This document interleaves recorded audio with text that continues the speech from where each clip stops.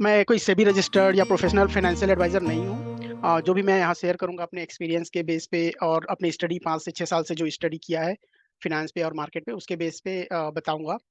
तो हर चीज़ को एक फेस वैल्यू पे नहीं लेना है, अपना कॉमन सेंस भी यूज़ करना है कि क्या सही है, क्या गलत है, आपको क्या सूट करता है, उसके बेस पे आपको एक्सेप्ट करना है चीज़ों को, ठीक है? तो स्टार्ट करते हैं। सबसे पहली चीज़ तो कि एज़ ए ट्रेनिंग्स हमको जॉइन क्यों करना चाहिए? कोई भी ट्रेनिंग जो होता है, यू नो उसको हमको जॉइन करने से फ़ायदा क्या होगा, ठीक है? तो पहली चीज़ है कि एक हमारा जो फॉर्मल एजुकेशन होता है, स्कूल का जो पढ़ाई-लिखाई जो हम करते हैं, I will turn off video now. तो हमारा जो पढ़ाई-लिखाई होता है, स्कूल में जो हमको सिखाते हैं, वो बहुत ज़्यादा यूज़फुल नहीं होता। हमारा जो स्कूल का जो पढ़ाई-लिखाई है, वो ऐसे डिज़ाइन किया गया है कि हम पढ़ लिख के एक अच्छी नौकरी कर सकें, जॉब कर सकें और किसी के अंदर काम कर सकें। तो उस तरह से उसको डिज़ाइन किया गया है। बेसिकली हमारा जो एजुकेशन सिस्टम है ब्रिटिश के टाइम का है और ब्रिटिश ने बेसिकली ये स्कूल करिकुलम को डिज़ाइन किया था कि हम पढ़ाई-लिखाई करके एक अच्छी नौकरी, उनका जो जॉब है, उनका काम है, जो लेबर इंटेंसिव काम है, उसको कर सकें करके। तो वही चीज़ें अभी तक के चली आ रही है। तो उसको बदलने के लिए आप कुछ नया सीखने के लिए इस टाइप की जो ट्रेनिंग है वो आपको मदद कर सकती है। ये ट्रेनिंग है या कोई और दूसरा ट्रेनिंग भी जहाँ से भी आप ले सकते हैं। कोई भी चीज़ पे ज़रूरी नहीं है कि आप पैसे पे या मनी पे या स्टॉक मार्केट पे ट्रेनिंग लें, आप ट्रेनिंग ले सकते हैं अलग-अलग चीज़ों में जैसे फ़ोटोग्राफ़ी है या ड्राइंग है या कोई भी चीज़ जो आपका इंटरेस्ट है, एरिया ऑफ इंटरेस्ट है, उस पे आप ट्रेनिंग ले सकते हैं। इससे आपको 2-3 चीज़ें पता चलेगी। एक तो आपको अपने बारे में जानने को मिलेगा कि आप किस चीज़ में अच्छे हो। तो हो सकता है आप ना ड्राइंग में अच्छे नहीं हों लेकिन आप अ, कुछ स्पोर्ट्स में अच्छे हों या स्पोर्ट्स में अच्छे नहीं हो के फ़ोटोग्राफ़ी में अच्छे हों, तो अपने आप को एक जानने का मौका मिलेगा। दूसरा चीज़ इस टाइप के ट्रेनिंग से आप अपने हॉबी को डेवलप कर सकते हैं और उसको धीरे से एक पैसा कमाने का ज़रिया बना सकते हैं। तो ये एक रीज़न है कि आपको ऐसे ट्रेनिंग्स जॉइन करने चाहिए। दूसरा और इम्पोर्टेंट रीज़न ये है कि जब आप ऐसे ट्रेनिंग या कोई भी सेमिनार वगैरह जॉइन करते हैं, तो वहाँ जो स्पीकर है या जो भी आके आपको बताता है, वो अपने साथ लंबे समय से जो एक्सपीरियंस किया हुआ है, राइट? अपनी गलतियों से, अपनी स्टडी से, अपने रिसर्च से जो उसने सीखा है 5 से 10 सालों में और उससे भी ज़्यादा का, राइट? उसको एक शॉर्ट फॉर्म में आपको बहुत फ़ास्ट तरीके से कम समय में 1 से 2 घंटे में आपको बताने की कोशिश करता है। तो इससे क्या होगा कि वो जो गलतियाँ किया है, वो बहुत सी समय दे के जो चीज़ों को सीखा है आप 1 से 2 घंटे में जल्दी से जल्दी सीख सकते हैं और उस फ़ील्ड में वो गलतियाँ आप नहीं करोगे। तो ये फ़ायदा होता है ऐसे अलग से जो ट्रेनिंग या सेमिनार हम करते हैं उसका, ठीक है? तो उसके बाद चलते हैं 1 second let me exit from here. So ये तो इस टाइप की ट्रेनिंग पहले मैं जैसे देता था, वो स्ट्रेस मैनेजमेंट में काफ़ी दिनों तक मैंने ट्रेनिंग दिया है। अपने ऑफ़िस में, अपने वर्क प्लेस पे और एनजीओ में अलग-अलग सिटी में दिया मैंने, दिल्ली, बैंगलोर, हैदराबाद, ये सब में प बहुत सारे मैंने स्ट्रेस मैनेजमेंट पे ट्रेनिंग दिया। अभी मैं पिछले 2 सालों से मनी पे या स्टॉक मार्केट और इन्वेस्टिंग पे, पर्सनल फाइनेंस पे ट्रेनिंग दे रहा हूँ। तो उसी का कंटिन्यूएशन है आज का जो आप सीखोगे यहाँ पे जो कुछ है वो। ठीक है? तो चलो देखते हैं सबसे पहले कि पैसे के बारे में हमारे समाज में क्या-क्या गलत धारणाएँ फैली हुई है।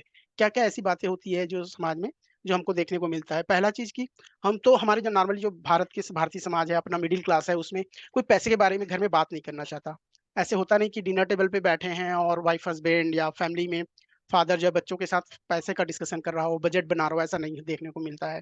तो नॉर्मली हमारे मिडल क्लास भारतीय फैमिलियों में पैसे को डिस्कस करना ही टैबू मानते हैं। पैसे के बारे में ज़्यादा डिस्कस नहीं होता है।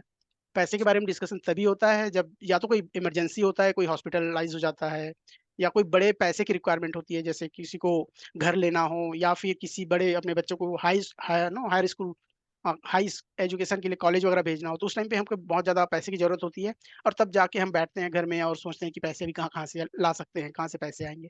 वरना नॉर्मली पैसे के बजटिंग, प्लानिंग ये सब के लिए कोई घर में डिस्कस ही नहीं करता है। एक चीज़। फिर दूसरी चीज़ है कि हम ये समझते हैं कि एजुकेशन जब हम अच्छी पढ़ाई-लिखाई कर लेंगे, तो हमको जब जॉब मिल जाएगी तो हमारे पास ऑटोमेटिक बहुत पैसे आ जाएँगे। पर वो ज़रूरी नहीं है। आप अच्छा पढ़ाई-लिखाई करके भी आज कितने लोग बाहर घूम रहे हैं और जॉब करके भी उनको वो चीज़ें नहीं पता है कि पैसे को मैनेज कैसे करना है, सँभाल के कैसे रखना है या उसको बढ़ाना कैसे है। तो सिर्फ़ अच्छी पढ़ाई जो है आपको अमीर आदमी बनने की गारंटी या अमीर आदमी बनाने की गारंटी नहीं देता है। ये दूसरी चीज़ हो गई। फिर देखते हैं हम लोग high income equal wealth. Like अगर आप बहुत ज़्यादा पैसा बनाते हैं या कमाते हैं, राइट? तो इसका ज़रूरी नहीं है कि उससे आप अमीर आदमी रहो। क्योंकि बहुत सारे ऐसे लोग हैं जो बहुत सारे पैसे कमाते हैं लेकिन उनको पता नहीं है कि पैसे को खर्च कैसे करना है, कितना खर्च करना है, कितना बचाना है और कैसे उसको सँभाल के रखना है। एक एक्सपेरिमेंट किया गया था बहुत पहले कि एक एक अच्छे खासे बहुत बड़े ग्रुप में बहुत सारे पैसे को सबके पैसे को ले लिया गया और उनको बराबर बाँट दिया गया सारे लोगों में। जैसे एक गाँव मान लो, एक गाँव के सारे लोगों के सारे पैसे को लेके सबको बराबर-बराबर बाँट दिया गया पूरे गाँव में। फिर उनको 5 से करीब 10 साल बाद वापस से देखा गया कि किसके पास कितना पैसा है। तो देखा गया कि जो आदमी पहले गरीब था, पैसे मिलने के पहले, वो वापस गरीब हो गया है, और जो अमीर था वो वापस अमीर हो गया है। मतलब पैसे ऑटोमेटिकली उनके पास चला गया जिनके पास था या होना चाहिए। तो जरूरी नहीं है कि आपको अगर पैसे मिल जाए तो आप अमीर बन जाओगे। पैसे मिलने के बाद उसको कैसे संभालते हो, कैसे यूज करते हो उसको, वो इंपॉर्टेंट है। तो जो ज्यादा पैसे मिलना इस बात की गारंटी नहीं है कि आप अमीर आदमी बनोगे। उसके लिए पैसे को संभालने की जो कला है वो सीखनी जरूरी है। उसके बाद जॉब सिक्योरिटी। जॉब से हम ये मान के चलते हैं कि जॉब है वो हमेशा ही रहेगा, ऐसा होता नहीं है। जैसे हमने कोरोना काल में देखा, राइट, कितने सारे लोगों की जॉब ऐसे ही चली गई। इनफैक्ट प्राइवेट सेक्टर में तो सबका जॉब वैसे ही रहता है कि आज है कल रहेगा कि नहीं, उसकी कोई गारंटी नहीं है। आपको 2 से 3 महीने का नोटिस देके जॉब से निकाला जा सकता है कभी भी। अगर आप बात नहीं कर रहे हो तो आप म्यूट कर लो अपने आप को। Late me see if anyone is unmuted. Okay, ठीक है। तो हमको ये है कि जॉब की गारंटी नहीं है आजकल, तो हमको एक इमरजेंसी फंड बना के रखना पड़ता है, ताकि कोरोना जैसे सिचुएशन या हमको जो नौकरी अचानक से छोड़नी पड़ जाए तो हमारा जो परिवार है या हमारा जो लाइफ स्टाइल है वो इम्पैक्ट ना हो। तो नॉर्मली इमरजेंसी फंड कितना होना चाहिए? इमरजेंसी फंड को नॉर्मली ये मानते हैं कि 3 महीने से 6 महीने के बराबर का पैसा आपके पास किसी भी समय होना चाहिए। 3 से 6 महीना मतलब कौन सा पैसा? सपोज आप एक महीने में 20,000 खर्चा करते हो या 50,000 खर्चा करते हो, तो आपके पास 3 महीने के बराबर और 3 महीने से लेके साल भर का बराबर का पैसा होना चाहिए। कम से कम 3 महीने का पैसा तो आपके पास होना ही चाहिए कि कल को कोई भी इमरजेंसी आए तो आप 3 महीने तक बिना अपना नॉर्मल लाइफ को इम्पेक्ट किए जी सको। ठीक है। तो सपोज आपकी सैलरी 50,000 है, तो आपके पास 1.5 लाख रुपए किसी भी समय आपके इमरजेंसी फंड में होना चाहिए। और उसको बढ़ा के फिर आप 6 लाख 3 लाख तक कर सकते हो। 6 लाख, राइट। 50,000 का साल भर का तो आपका 6 लाख। तो इतना पैसे आपके पास होना चाहिए। उसके बाद investing is only for rich. हम ये मान के चलते हैं कि यार हमारे पास तो खुद ही मतलब ऐसे ही चल रहा है कि कुछ बचता ही नहीं है, तो हम क्या सेविंग करेंगे? हमारे लिए सेविंग थोड़ी ना है। सेविंग तो अमीरों के लिए है, जिसके पास बहुत सारे पैसे हैं वो लोग सेविंग करते हैं या इन्वेस्ट करते हैं। हमारे पास तो जो डेली का है वही नहीं हो पा रहा है, मंथली खर्च ही नहीं पूरे हो रहे हैं। तो हम बचाएंगे क्या और इन्वेस्ट क्या करेंगे? तो ऐसा नहीं होता है। आप कोई भी स्टेज में हो, 10,000 कमा रहे हो, 5,000 कमा रहे हो, 20,000 कमा रहे हो, 1 लाख कमा रहे हो या 1.5 लाख कमा रहे हो महीने का, आपको कुछ ना कुछ अमाउंट हमेशा सेव करके रख चलना है और सेविंग की हैबिट बनानी है। बोलते हैं कि फर्स्ट सेव, पहले सेव करना है, उसके बाद हमको बाकी खर्चे करने हैं। तो पैसे को बचाना बहुत जरूरी है। और सोचते हैं कि सेविंग कैन वेट। बहुत सारे लोग ये सोचते हैं कि जब जैसे ही हम लोग की जॉब लगती है, राइट, हम लोग कॉलेज करते हैं, उसके बाद हमारी जॉब लगती है, तो हम ये सोचते हैं कि अरे अभी अभी तो जॉब लगी है, अभी देखेंगे, बाद में सोचेंगे, अभी तो एंजॉय करते हैं, अभी तो खाने पीने के दिन है, पार्टी करते हैं, राइट। और सोचते हैं कि अपन बाद में देखेंगे, जब थोड़ा एंजॉय कर लेंगे उसके बाद देखेंगे, 5-6 साल बाद की सेविंग करना है तो कर लेंगे ऐसे। मेरा खुद का एग्जांपल बता रहा हूँ। जब मैंने जॉब ज्वाइन किया था करीब 2007 में, तो सैलरी ठीक ठाक थी, अच्छी कंपनी थी। जब वहाँ ज्वाइन किया तो मेरे जो टीम वाले थे, मेरे मैनेजर थे, मेरे टीम लीड थे, वो लोग बोले कि नहीं कुछ सेविंग कर ले, कुछ सेविंग कर ले। और मैं बोलता था अरे अभी तो मेरी जॉब लगी है, अभी तो एंजॉय करना है मुझे, तो अभी से सेविंग करके क्या करूंगा? फिर उन्होंने मुझे फोर्स करके 2,000 रुपये महीना SIP कराया। तो 2,000 महीने, हर महीने वो लोग मुझे फोर्स करके डलवाए। तो करीब 3 साढ़े 3 साल तक के मैंने वो 2,000 डाले, तो वो लगभग 62,000, 62,000 रुपये मैंने टोटल इन्वेस्ट किया। और जब कंपनी छोड़ी, वो कंपनी छोड़ के दूसरी कंपनी ज्वाइन किया, तो वो भूल गया उस पैसे को, वहीं रहने दिया, ना उसमें और पैसे डाला, ना उस पैसे को निकाला, वैसे के वैसे ही रहा, रखा रहा। तो आज करीब देखोगे कि 10 से 12 सालों में वो पैसा बढ़ के, वो जो 62,000 है वो बढ़ के, बिना और उसमें पैसा डाले, आज बढ़ के उसकी कीमत लगभग 5 लाख हो चुकी है, राइट। तो जो सेविंग बोलते हैं ना, सेविंग कैन वेट, सेविंग जितना जल्दी हो सके उतना जल्दी शुरू करना चाहिए। क्योंकि उसमें एक होता है कंपाउंडिंग, जो होता है ना, जो उसमें इंटरेस्ट मिलता है हमको, उसका मैजिक हमको तभी दिखता है जब हम पैसे को टाइम देते हैं, पैसे को ग्रो होने के लिए टाइम देते हैं। जितना हम कितना पैसा डाल रहे हैं, कितना अमाउंट डाल रहे हैं, उससे ज्यादा जरूरी है कि हम उसको कितने समय के लिए डाल रहे हैं, कितने समय के लिए रखे हुए हैं। उससे भी पैसा बढ़ता है, जिसको हम बोलते हैं compound interest, right. Then insurance is unnecessary. हम बहुत सारे लोग ये सोचते हैं अरे इंश्योरेंस करा के क्या फायदा है, इंश्योरेंस क्यों करना है, अभी से कुछ मिलता विलता नहीं है इंश्योरेंस में।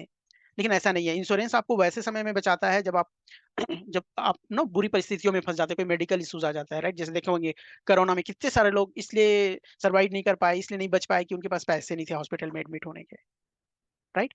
और इंश्योरेंस इतना बड़ा बड़ा अमाउंट जो हॉस्पिटलाइजेशन हुआ, तो इतना खर्च हुआ लोगों के कि सारे पैसे, उनके बचत जो भी थे सब खत्म हो गए। इनफेक्ट कईयों ने तो अपने परिवार वालों को बचाने के लिए अपने घर खेत को भी गिरवी रखा। तो ऐसे सिचुएशन से हमको इंश्योरेंस बचाता है। हमें 2 टाइप के इंश्योरेंस लेना चाहिए। एक तो हेल्थ इंश्योरेंस, जो हम हर किसी को लेना चाहिए। और हेल्थ इंश्योरेंस को जब हम लेते हैं, राइट, तो उसको हमारे मम्मी पापा के लिए अलग और अपने लिए अलग, पेरेंट्स के लिए अलग हेल्थ इंश्योरेंस होना चाहिए, और अपने लिए, अपने परिवार के लिए, अपनी वाइफ, अपने बच्चों के लिए और अपने लिए एक अलग हेल्थ इंश्योरेंस होना चाहिए। दोनों को क्लब नहीं करना चाहिए।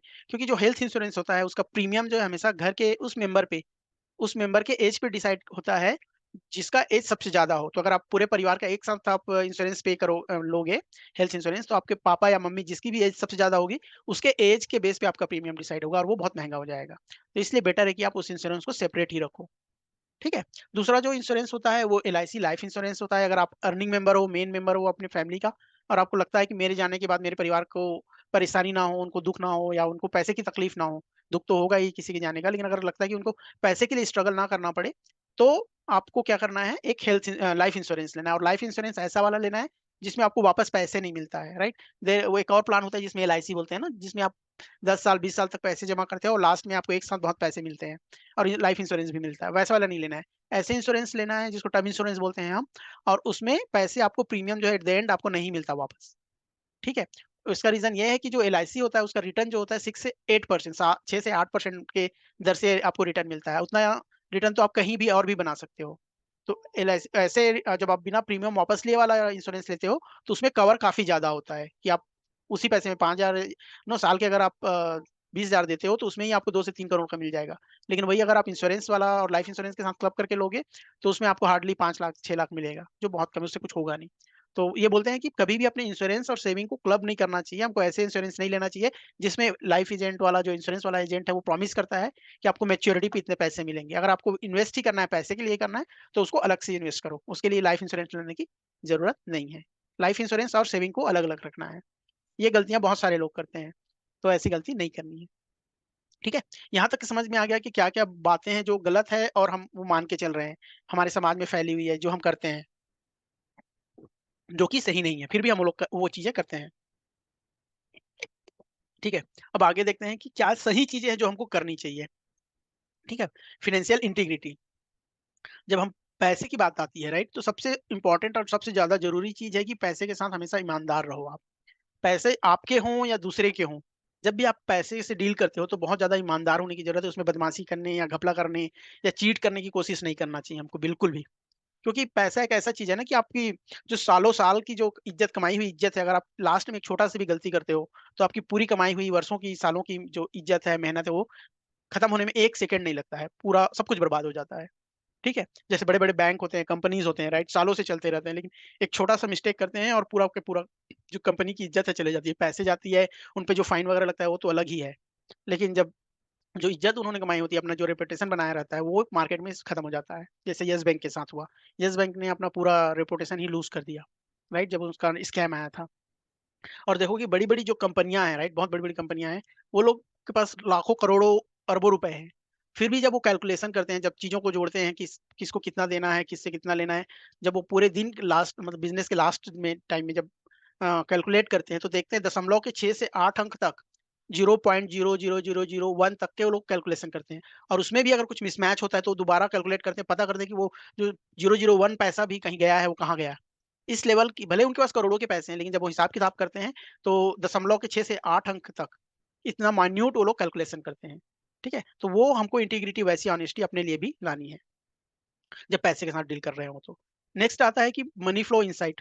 आप जो पैसे को देखो कि कोई भी चीज को आपको समझना है, किसी भी चीज को, अपने आप को समझना है, अपने फैमिली की कंडीशन को समझनी है, किसी कंपनी को समझना है, देश को समझना है, किसी भी चीज को समझनी है, तो सबसे जरूरी चीज और मेन चीज आपको जो करनी है वो है कि पैसे को देखो, पैसे आ कहाँ से रहे हैं, वो पैसे कहाँ कहाँ से, कौन कौन से स्टेप से होके गुजर रहा है, और लास्ट में क्या बन रहा है उसका, या क्या बन रहा है, कितना बच रहा है, या बढ़ रहा है पैसा, या कम हो रहा है, या उसे कुछ नया प्रोडक्ट या सर्विस बन रहा है। जैसे आप साल मंथ के स्टार्टिंग में कुछ पैसे लाते हो, राइट, आपके जॉब के थ्रू या बिजनेस के थ्रू, या आप जो भी मेहनत करते हो या काम करते हो उसके थ्रू, आप एक बिजनेस, एक कमाई लाती है ना, मंथली इनकम आता है। उस इनकम को देखो कि मंथ के एंड में क्या होता है, उससे जितना मिला है उससे बढ़ जाता है, उससे कम हो जाता है, या उस पैसे से कुछ आप चीजें, प्रोडक्ट बनाते हो या सर्विस बेचते हो, क्या करते हो, वो पैसे कैसे फ्लो होता है पूरे महीने, कहाँ कहाँ जाता है। बहुत सारे लोग बोलते हैं ना कि सैलरी आती है, कहाँ चली जाती है, पता ही नहीं चलता है।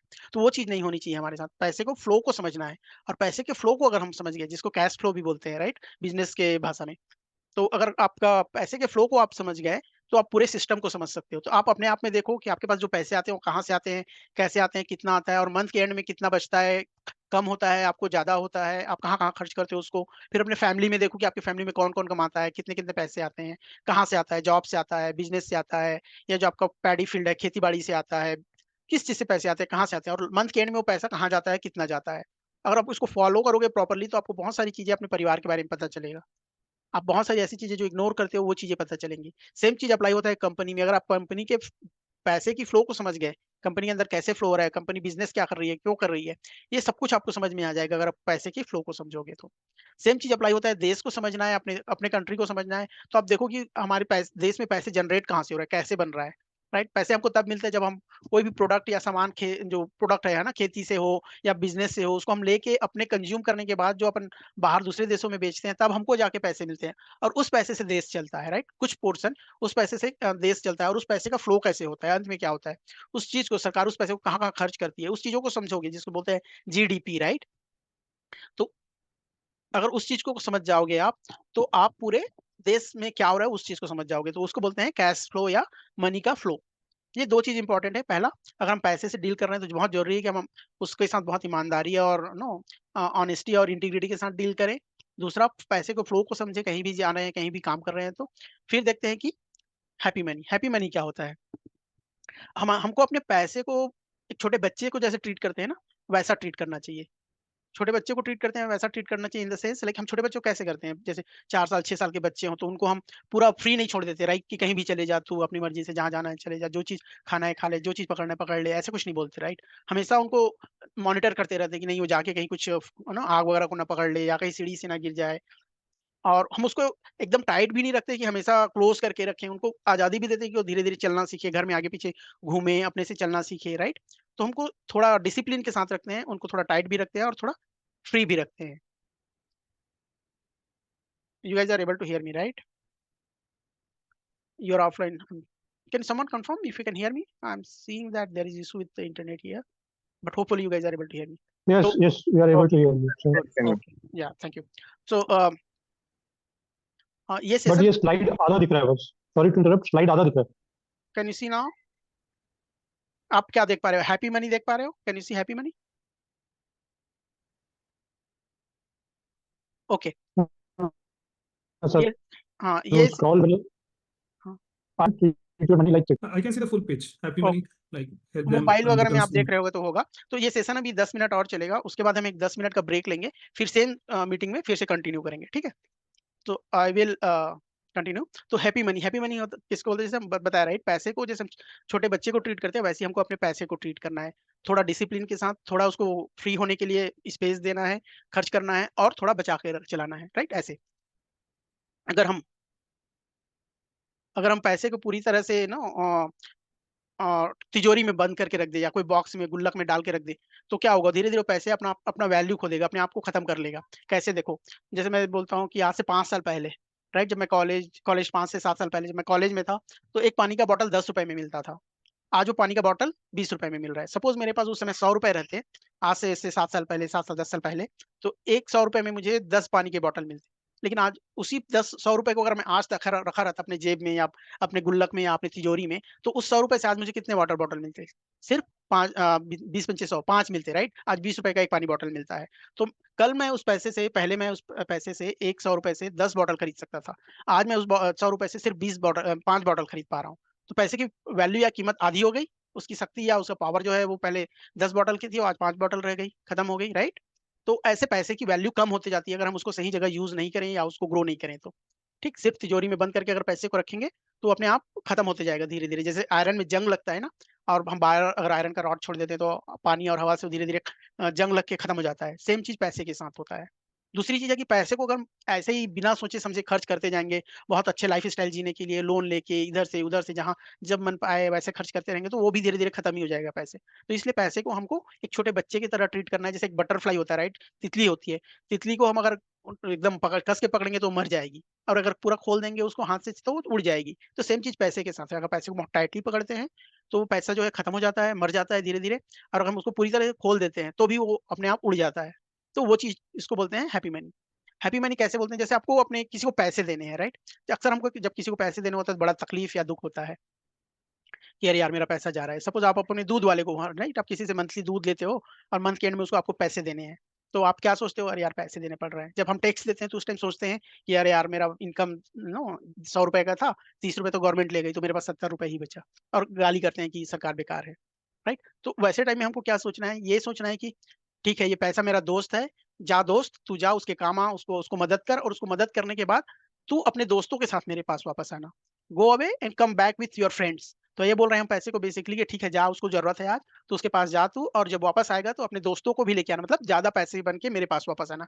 ऐसी हमको सोच रखनी चाहिए हम जब किसी को पैसे देते हैं। तो that is called happy money thought, positive thinking, right? पैसे के बारे में अच्छे सोचना, ठीक है। अक्सर हमारे जो समाज है, राइट, हम समाज में क्या पैसे के साथ क्या है हमारा रिलेशनशिप, बहुत सारी निगेटिव बातें सुनते रहते हैं हम समाज में, राइट। आप सबने सुना होगा कि नो, पैसे से खुशियां नहीं खरीदी जाती, पैसे जो है सारे प्रॉब्लम का जड़ तो पैसा ही है, पैसे फसाद की जड़ है। हर लैंग्वेज में, आप जो भी लैंग्वेज आपका मदर टंग होगा उसमें ऐसे ऐसे बातें होंगी, जैसे हिंदी में हम बोलते हैं ना कि पैसे सारे फसाद की जड़ है। पैसा जो है, जो पैसे वाले हैं वो लोग ज्यादातर बेईमान लोग हैं, बेईमानी करके ही पैसे कमाए हैं, गरीबों का खून चूस के पैसे कमाए हैं। वो बहुत नो सेल्फिश स्वार्थी लोग होते हैं, जिनके पास पैसे होते हैं वो लोग बुरे लोग होते हैं, बहुत बेईमान टाइप के लोग होते हैं, स्वार्थी। ऐसी चीजें हम सोच सोच के बड़े होते हैं, ऐसी चीजें सुन सुन के हम बड़े होते हैं, इसलिए हमारे दिमाग में सबकॉन्शियसली क्या होता है, पैसे के प्रति अपने आप घृणा होने लगती है। कहीं ना कहीं हम ये जान भी नहीं पाते, लेकिन हमारे बैक इन माइंड जो है, हमारे दिमाग में ये चीज बैठी हुई है कि पैसा बुरा चीज है और जिसके पास पैसे हैं वो बुरे लोग हैं। अब आप ही सोच के देखो कि आप किसी को बुरा बोलते रहोगे, आपका कोई दोस्त है उसको हमेशा आप उसके बारे में बुराई ही करते रहोगे कि ये साला बेईमान है, बदमाश है, ये चोर है, ये कुछ भी है, बुरा बोल रहे हो आप किसी आदमी या किसी दोस्त को, ठीक है। या फिर आप अपने फैमिली मेंबर में ही किसी को बोल रहे हो कि ये बदमाश है, बुरा है, ये हमेशा, वो क्या आपके पास रहेगा? धीरे धीरे वो भाग जाएगा ना आपसे दूर। वाइफ और हस्बैंड में ही ले लो कि आप वाइफ और हस्बैंड में दोनों एक दूसरे की हमेशा बुराई ही कर रहे हैं कि मेरा वाइफ बेकार है, या मेरा हस्बैंड बेकार है, ये बेईमान आदमी है, ऐसा है वैसा है। तो आप दिन रात उसको गाली करते रहोगे तो आपके पास रहेगा क्या? नहीं रहेगा ना, जब भी उसको मौका मिलेगा भाग जाएगा। सेम चीज पैसे के साथ है, अगर पैसे के बारे में सबकॉन्शियसली आप मन में अगर ये धारणा है आपकी कि पैसा बुरा है और जो लोग के पास पैसे हैं वो बुरे लोग हैं, तो धीरे धीरे वो पैसे आपके पास रुकेगा ही नहीं। एक आपको कहानी बताता हूँ, एक गांव था, अच्छे लोग थे, सब मेहनती थे, बहुत मेहनत करते थे, लेकिन किसी के पास उस गांव में पैसा ही नहीं बचता था, किसी के पास पैसे नहीं रहता था। तो ऐसे ही क्या हुआ, एक बाबा आया उनके गांव में, और बाबा आया तो बोला, सब लोग उस बाबा के पास इकट्ठा हुए, उसको आशीर्वाद लिए, उससे फल वल दिए, उसकी सेवा की है। फिर बोले बाबा, हम लोग इतना मेहनत करते हैं, इतना नो काम काम करते हैं, फिर भी हमारे पास पैसे बचता क्यों नहीं है? तो वो बाबा बोला एक काम करो, तुम लोग 30 दिन बाद आना, 30 दिन तक मैं आपके गाँव में ही रहूंगा, और 30 दिन बाद मेरे पास आना, मैं तुम लोग को 30 दिन बाद बताऊंगा कि तुम लोग के पास पैसे क्यों नहीं बचते। तो वो बाबा और सब लोग बोले ठीक है करके सब वापस गांव चले गए। वो बाबा वहीं पे कुछ इधर उधर घूमते रहता था, पूरे गांव में इधर उधर भटकते रहता था, जब भी कोई कुछ देता था तो खा वाला देता था और पड़ा रहता था, कहीं पेड़ के नीचे, कभी तालाब के किनारे, ऐसे वो पड़ा रहता था। 30 दिन बाद सारे गांव वाले उसके पास आए, तालाब के किनारे वो तो बाबा फिर उनको बोलता है कि एक्चुअल में जो तुम लोग हो ना, वो हमेशा पैसे की बुराई करते रहते हो, पैसे को बुरा समझते हो, और जिनके पास पैसा है उनको बुरा समझते हो, इसलिए तुम लोग के पास पैसा नहीं है। फिर उनको बताता है कि पैसे को, जो मैं आपको बताया, राइट, पैसे को जब, पैसे के बारे में अच्छा सोचो, जब किसी को दे रहे हो तो अच्छा सोच के दो, और जब किसी से ले रहे हो तो अच्छा सोच के लो, तो आपके पास पैसे आएंगे और वो आपके पास रहेंगे। अगर पैसे की बुराई ही करते रहोगे तो पैसे नहीं रहेंगे, ठीक है। और इसके बाद I think we don't have much time, let me see, it's not showing how much time but soon it will end। तो आपको एक चीज है कि आप आपको समझना है कि आपका और पैसे का रिश्ता कैसा है, ठीक है। Just someone can confirm if you can still hear me. Okay, I believe you can hear me. But बीच बीच में कट रहा था, now it's okay. I think this will end, this session will end in few couple of minutes, and we'll go for a 10 minutes back and rejoin। So whatever I can cover meantime I will cover, फिर हम लोग उसको फिर से continue करेंगे, ठीक है। तो ये चीज हमको समझना है कि हमारा पैसे के साथ रिश्ता कैसा है, ये चीज अगर हमको समझना है तो उसके लिए हम क्या करेंगे। ये सोचो कि आप बचपन में अपना याद करो कि आपके पास कितने पैसे थे, बहुत पैसे थे, कम पैसे थे। जब आपको पैसे की जरूरत होती थी तो आप किसके पास जाते थे, और जब आप पैसे मांगते थे अपनी मम्मी या पापा जिससे भी, तो क्या बोलते थे? क्या वो बोलते थे कि हाँ ये ले ले, या ये बोलते थे नहीं अगले महीने ले ले, या बोलते थे कि पैसे क्यों बर्बाद करना है, क्या बोलते थे पैसे हाथ का मैल है, पैसे जो खर्च नहीं करते वो कंजूस, क्या सोचते थे? उस चीजों को याद करो, बचपन में थोड़ा सोच के देखो कि क्या होता था।